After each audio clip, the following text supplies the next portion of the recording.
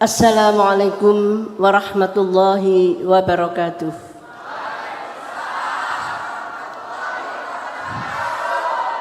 Bismillah, alhamdulillah, salatu wassalamu ala rasulillah, amma ba'du.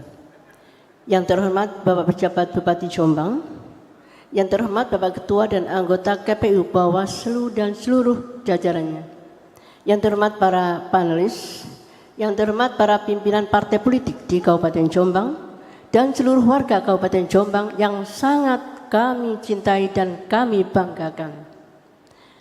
Kami, Munjidah Wahab dan Mas Sumrambah, mohon izin menyampaikan visi kami.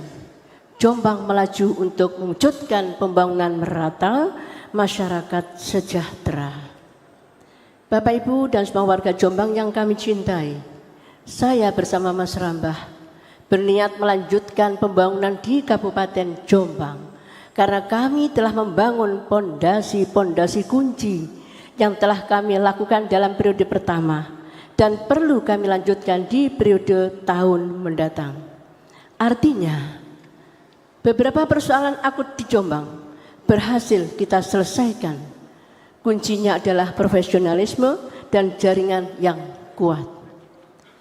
Sehingga kita memahami persoalan yang baik, memahami dengan baik dan melakukan kerjasama bersama stakeholder inti sehingga persoalan akut selesai secara utuh.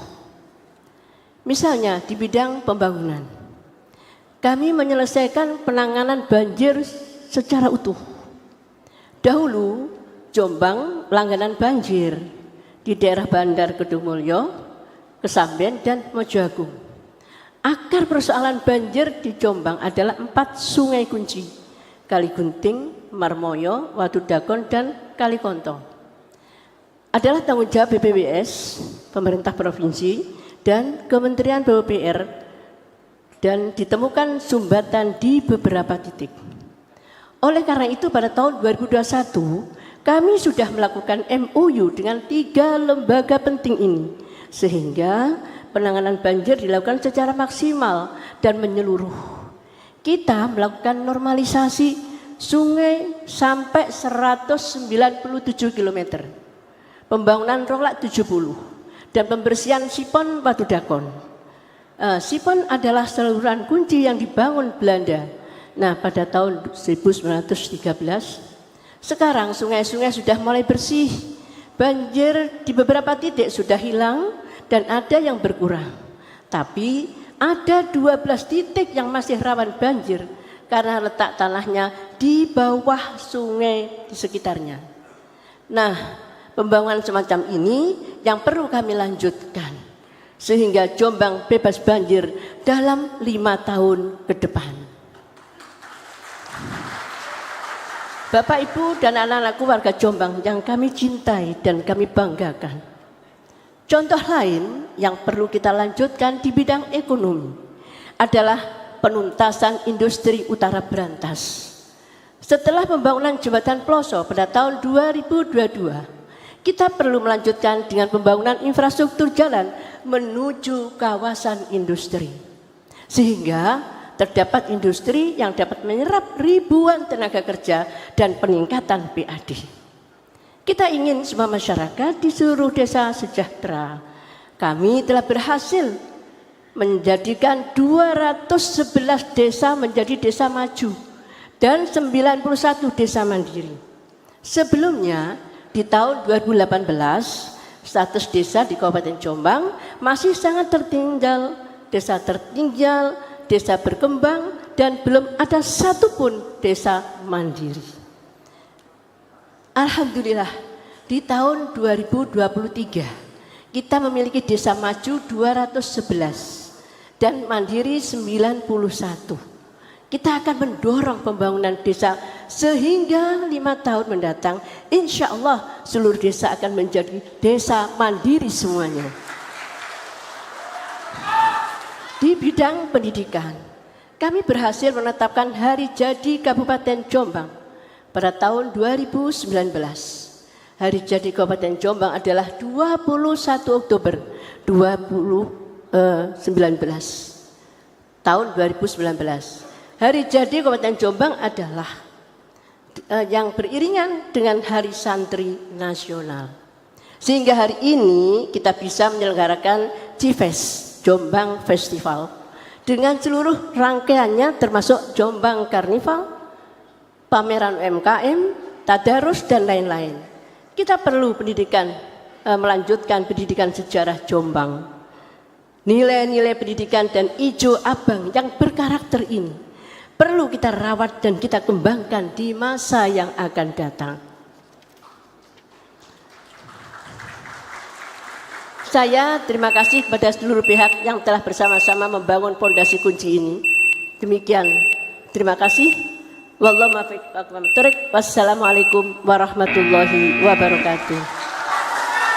Terima kasih, saya lanjutkan. Jadi problem IKM ini telah terjawab di beberapa titik. Yang pertama adalah industri aluminium yang ada di Bakalan Sumobito. Alhamdulillah sekarang sudah terfasilitasi oleh koperasi, kemudian ada satu tempat pengolahan sehingga kemudian itu tidak lagi menjadi limbah yang bermasalah pada lingkungan, dan sekarang justru mereka bermitra dengan Semen Indonesia.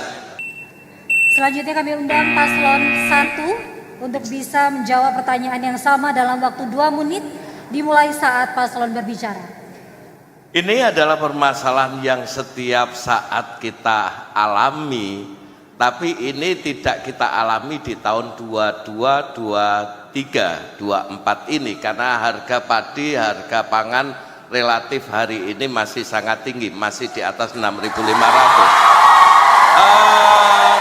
Problem utamanya kalau dulu petani masih punya sesek, petani masih punya terpal, petani masih punya lantai jemur. Sekarang tidak, sehingga inilah yang menjadi satu titik menyebabkan pangan kita sangat tergantung pada pasar. Ketika pasar berhenti membeli, maka harga komoditas pasti akan jatuh. Oleh sebab itu, maka bagaimana petani bisa membangun lagi kemandirian, maka infrastruktur pasca pertanian harus terfasilitasi. Tanpa itu tidak mungkin. Kita sudah mencoba melakukan yang namanya makmur, fasilitasi petani kembali berkelompok, kembali bersama dalam satu hamparan, kemudian mereka terfasilitasi oleh perbankan, mereka terfasilitasi saprotannya, dan yang terpenting adalah mereka terfasilitasi off-takernya, sehingga ada direct langsung antara Gapoktan, kelompok tani sampai kemudian off-taker, sehingga ada margin yang sebenarnya biasanya hilang, ini tidak hilang. Karena apa? Karena mereka sudah bisa direct dengan off-taker. Tapi ini adalah sebuah perjuangan panjang untuk kembali kejayaan pertanian Indonesia. Terima kasih. Kita sudah mengembangkan tempat wisata alam di Wonosalam. 5 tahun yang lalu Wonosalam tidak seperti sekarang. Infrastruktur kita bangun, kita lebarkan. Fasilitas-fasilitas yang lainnya sudah kita terus kembangkan untuk wisata di Wonosalam. Untuk wisata religi kita sudah menyiapkan di Makam Gus Dur, di Kiai Wahab Hasbullah, di Sayyid Sulaiman. Di Makam Gus Dur kita bersama-sama dengan pemerintah provinsi dan pemerintah pusat untuk mengembangkan yaitu parkir dan tempat-tempat untuk UMKM.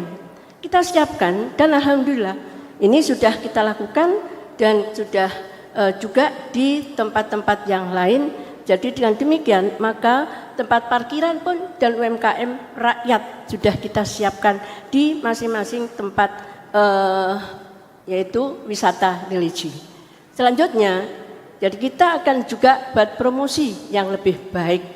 Jadi kemudian dengan wisata alam yang di Wonosalam kita sambungkan dengan wisata religi, maka bagaimana para wisatawan datang ini tidak hanya ke wisata religi saja, tapi masih harus juga ke Wonosalam, menikmati suasana indah dan hasil produk-produk Wonosalam.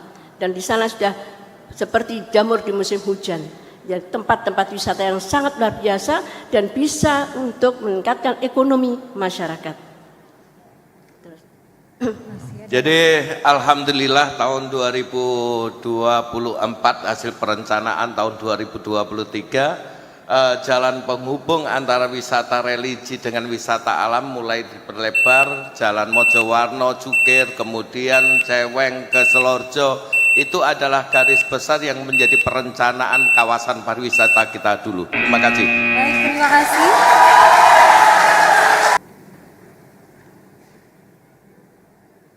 Terima kasih. Jadi ekonomi kreatif ini menjadi satu kekuatan yang kemudian insya Allah ini menjadi satu tumpuan kita ke depan. Memang ini menjadi sebuah kadang-kadang menjadi hal yang gagap, yang masih belum bisa dilakukan secara optimal, tapi pusat-pusat pelatihan untuk itu lagi kita bangun, lagi kita tata, bagaimana masyarakat juga bisa untuk melakukan pengembangan sektor ekonomi di sektor ekonomi kreatif ini. Saya barusan kemarin ke Kedung Losari, saya nemukan anak muda lulusan STM, kemudian dia belajar penjualan juga lewat media-media online, dan alhamdulillah hari ini kemudian dia sudah bisa mencapai di angka omset sekitar 20 sampai 30 juta per hari. Kemudian juga kita fasilitasi hal-hal yang lain yang juga yang sekarang ini teman-teman influencer, media dan sebagainya kita dorong ke sana, dan teman-teman juga semua juga berjalan bersama juga. Jadi teman-teman pada tahapan pelaku-pelaku ekonomi kreatif ini mampu bisa melakukan apresiasi dan aktualisasi, dan itu harus kita fasilitasi oleh pemerintah daerah. Ya, pertanyaan yang sama. Kami sebenarnya sudah melakukan bantuan-bantuan kepada pondok pesantren, terutama yang kecil kita perhatikan, terutama di dalam peningkatan untuk bantuan guru ngaji. Guru ngaji kita sudah kita berikan kepada insentif untuk guru ngaji ini, ada sejumlah insentif pada 2.539, dan yang hufat pun juga kita perhatikan. Jadi dalam hal ini memang kalau kita menjangkau seluruhan itu masih APBD kita tidak mampu, dan juga sudah banyak juga bantuan-bantuan di luar APBD Kabupaten Jombang yang juga diberikan oleh Provinsi Jawa Timur, juga ada langsung dari pemerintah pusat, banyak sekali diberikan pondok pesantren-pesantren, terutama pondok pesantren yang sekarang spesifik adalah pondok Al-Quran, sangat kita perhatikan.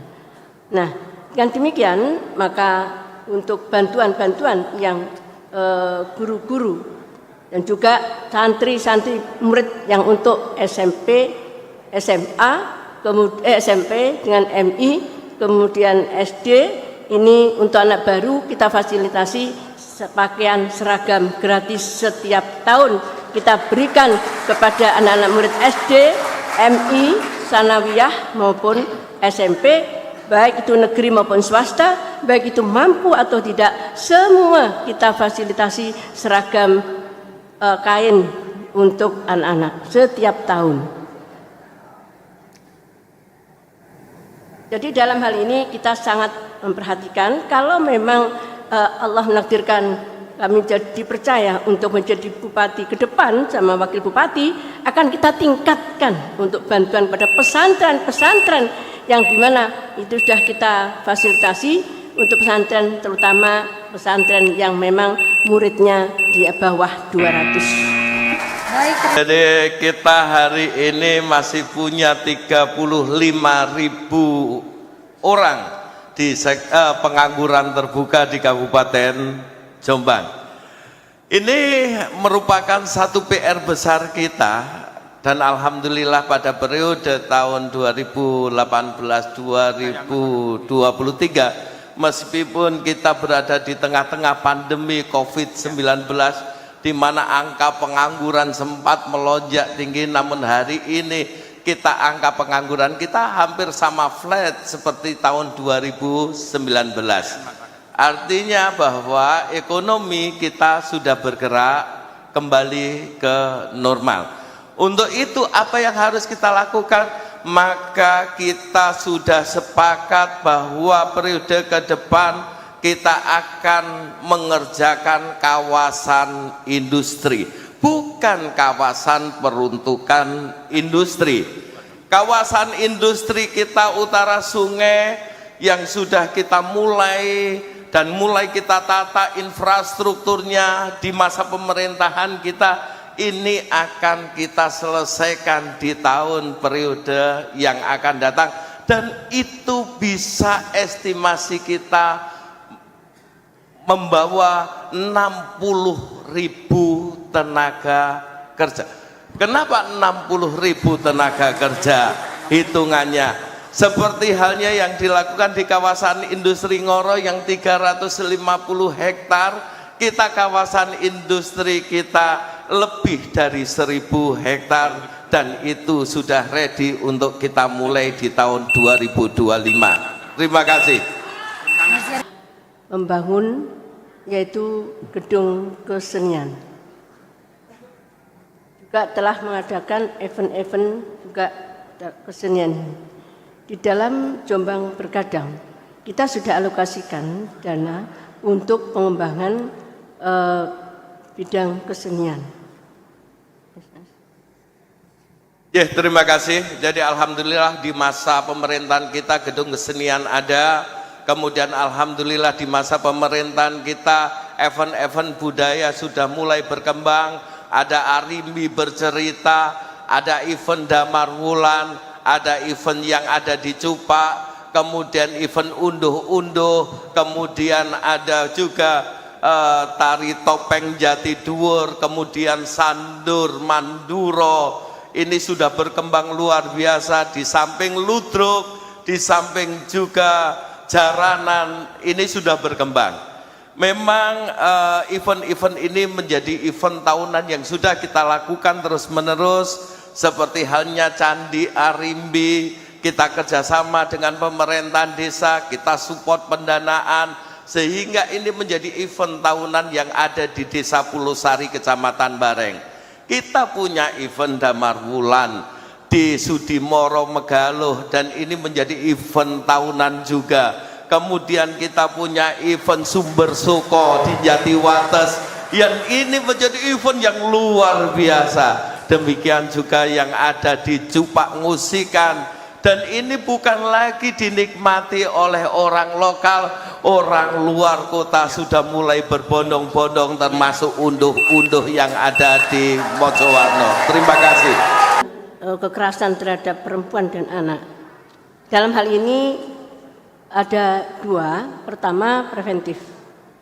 Kita sudah kerjasama dengan Kementerian Agama untuk mengadakan sosialisasi pranikah. Ini sudah dilakukan oleh para penyuluh Kementerian Agama. Nah, kemudian kita punya juga sekolah ramah anak, pesantren ramah anak. Kemudian kita juga punya sekoper berlian, artinya sekolah keluarga perempuan. Nah, kemudian kuratifnya ketersediaan UPTD PPA untuk penanganan kasus terhadap perempuan dan anak. Ini selalu kita lakukan bersama-sama dengan kepolisian, kemudian dengan yaitu LSM, dalam hal ini adalah JCC. Nah, untuk penanganan ini sehingga segera akan terselesaikan setiap kasus yang ada. Selanjutnya, untuk penanganan di antara anak-anak kita, dalam hal ini maka kita lakukan yaitu pendidikan mulok di SD negeri dan SMP negeri. Nah, pendidikan mulok ini yaitu jam untuk pelajaran muatan lokal, kita isi pelajaran diniyah, di mana dengan penguatan ini sehingga kita sesuai dengan visi misi kami adalah berkarakter dan berdaya saing. Kita sudah lakukan tercapainya seluruh lulusan SDMI di Kabupaten bisa seluruhnya membaca Al-Quran, dan kami lulus hafal juz 30. Selama kami itu setiap tahun 1.150 anak hafal juz 30. Media sosial itu ibaratnya sebuah pisau. Tergantung siapa yang menggunakan. Pisau akan bisa bermakna positif, tapi pisau juga akan bisa untuk membuat kejahatan. Demikian juga media sosial.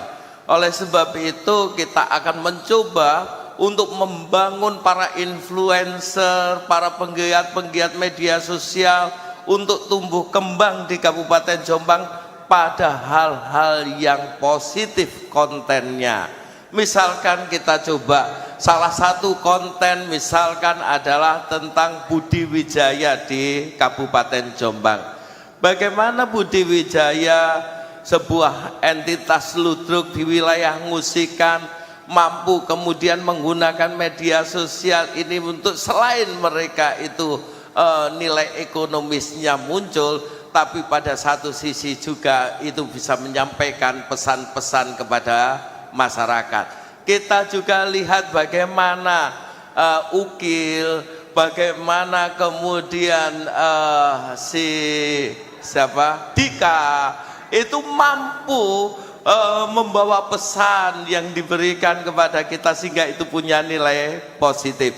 Artinya bahwa konten-konten positif harus dimunculkan, harus ditumbuhkan melalui bagaimana pemerintah daerah bisa memberikan fasilitasi kepada mereka. Agar apa?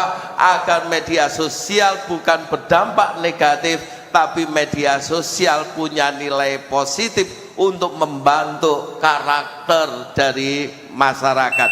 Ini yang harus kita lakukan dan ini yang sudah kita lakukan. Terima kasih. Jawab pertanyaan yang sama. Memang potensi perempuan adalah sangat luar biasa. Kami sudah melakukan dengan dana bergadang. Dan bergadang kita ada 10 juta setiap tahun lewat kepala desa untuk memberikan permodalan kepada kepala rumah tangga perempuan, di mana ini ada yang tidak mampu.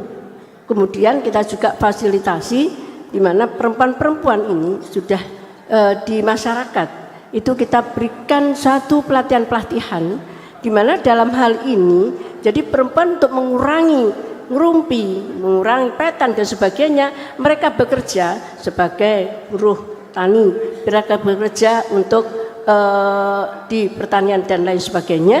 Ini semua kita fasilitasi untuk para perempuan, terutama ketika ada COVID, kita 10.000 berikan kepada hibah kepada kaum perempuan yang dimana dalam hal ini terdampak ekonomi.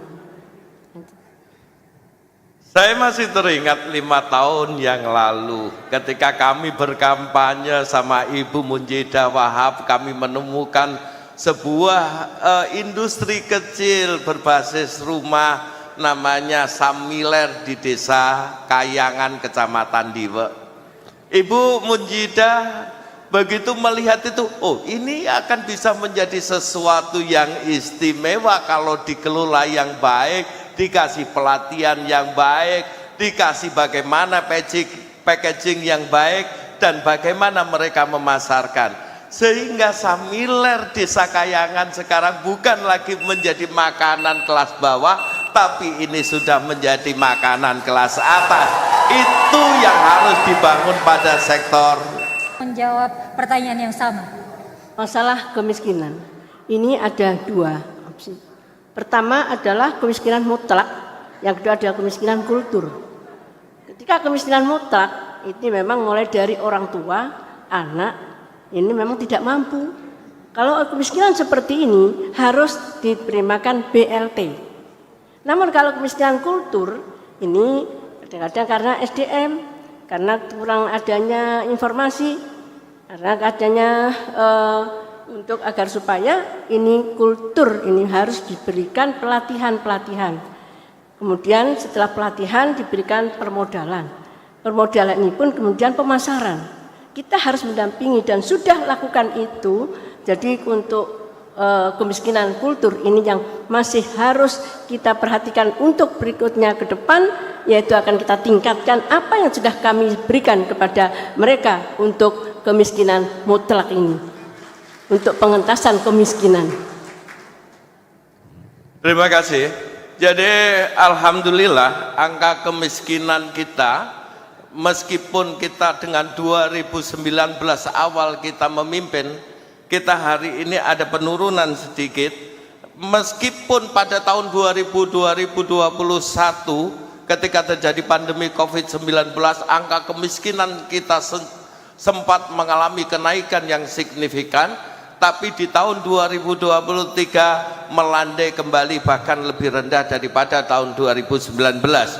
Oleh sebab itu apa yang harus kita lakukan seperti yang disampaikan oleh Ibu Mujidah Wahab, bahwa kemiskinan absolut tetap harus dengan program yang sifatnya charity, tapi ketika berbicara tentang kemiskinan struktural adalah memberikan akses kepada masyarakat yang banyak agar mereka bisa bangkit sektor perekonomiannya. Terima kasih. Mohon untuk tenang sebentar. Terlebih dahulu. Terima kasih. Alhamdulillah pada tahun 2022 pemerintah Kabupaten Jombang sudah menetapkan RT RW-nya dan kita menetapkan 40.000 lahan pertanian kita yang masuk dalam LP2B, dan itu tidak bisa terkurangi lagi karena itu kita berhitung dari rasio masyarakat kita antara lahan yang ada di Kabupaten Jombang. Artinya apa? Bahwa pada satu sisi kita tidak bisa mendikotomi antara sektor industri dan sektor pertanian. Ketika kita berbicara sektor pertanian ansih, maka disparitas ekonomi kita pada sektor industri pun akan semakin tinggi.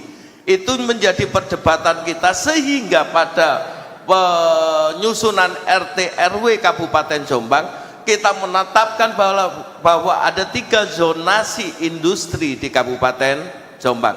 Zonasi pertama itu ada di Mojo Agung, Mojowarno. Itu adalah zonasi industri padat karya. Bandar Perak itu berada pada zonasi padat karya. Kemudian Utara Brantas kita masukkan pada zonasi industri berat. Kita sudah berhitung betul terhadap angka penurunan jumlah luasan pertanian kita, sehingga kenapa kemudian kita paksakan pada tahun 2022 kita menentukan dan menetapkan lahan berkelanjutan, pertanian berkelanjutan kita yang tidak bisa diubah fungsikan kepada sektor yang lain kecuali pertanian. Kenapa kita memilih Utara Brantas?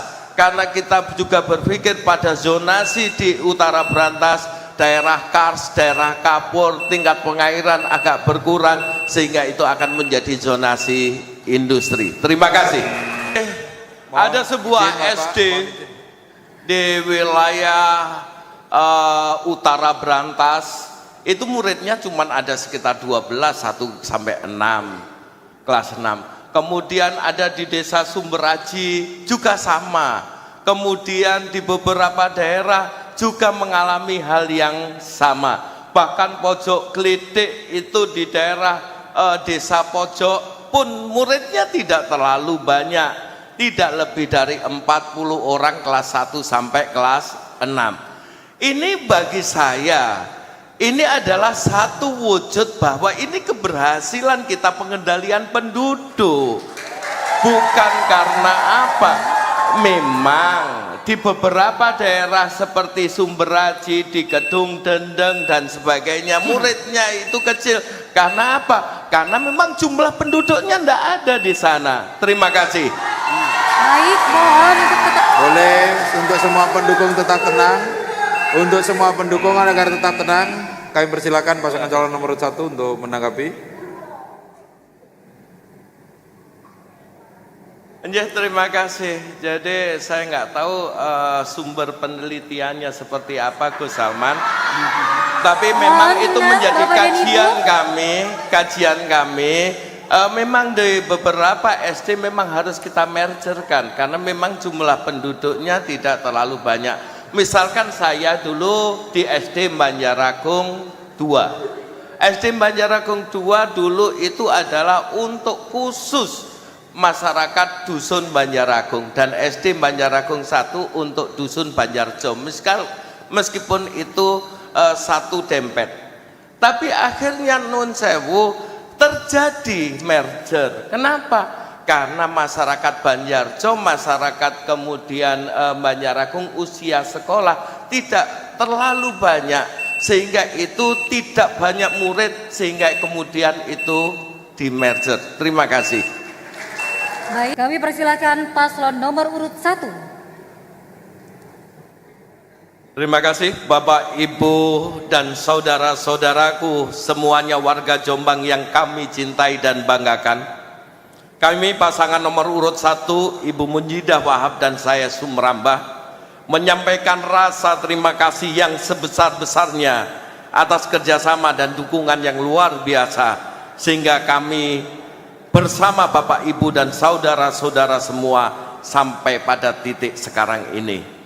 Terima kasih kepada seluruh para masyayikh, para yai, ustadz dan ustazah, santri, pimpinan dan pengelola pondok pesantren, petani, buruh, guru, dosen, pekerja lepas, pedagang kecil, pedagang pasar, pengusaha, dokter, tenaga kerja kesehatan, ibu-ibu rumah tangga, karyawan swasta, para pensiunan, dan seluruh aparatur pemerintah Kabupaten Jombang, aparatur desa, para ketua RT, ketua RW, bapak-bapak petugas kebersihan, bapak-bapak juru parkir di seluruh wilayah Jombang, terima kasih yang sebesar-besarnya.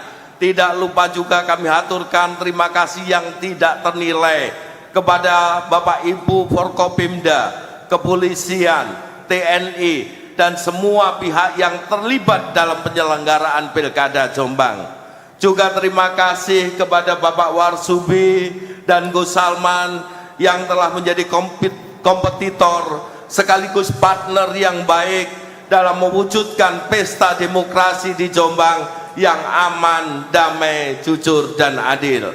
Akhirnya kami mengajak kepada Bapak Ibu, saudara-saudaraku semuanya warga Jombang untuk melanjutkan pembangunan yang telah kita lakukan di periode pertama, sehingga di periode selanjutnya kita kembali bersatu padu menyempurnakan percepatan pembangunan secara merata sehingga seluruh warga Jombang merasakan kesejahteraan bersama. Mari datang ke TPS pada hari Rabu tanggal 27 November 2024 dan coblos nomor 01 Munjidah Sumrambah.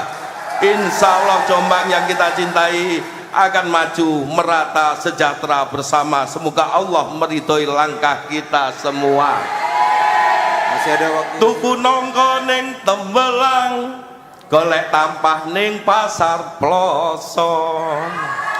Riko kabeh ojo sumelang, bareng Bumun Mas Rambah bakal mulya.